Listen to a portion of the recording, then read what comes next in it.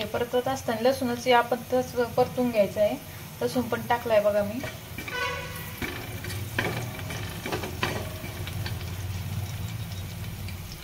त्याच्यात हळद टाकूयात आपण, चवीनुसार मीठ पण टाकूयात आधीच. ते मिक्स करून घेतलं आणि याच्यावर आता मी लगेच पाणी सोडणार आहे. ठीक आहे, बघा हे असं पाणी सोडायचं. तुम्ही हे पाणी आणि बेसन पीठ एकत्र पण करू शकताय साईडला, मग टाकू शकताय.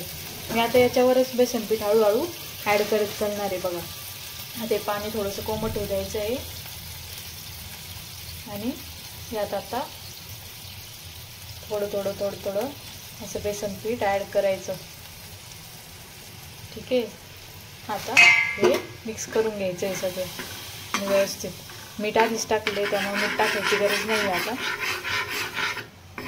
गुठा येऊ द्यायचं नाही आहे.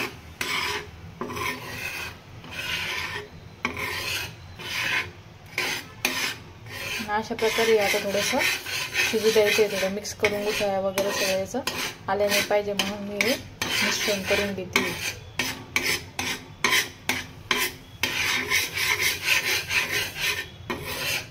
ब्लॉगरची सुरुवात आहे बरं आमच्या साध्या.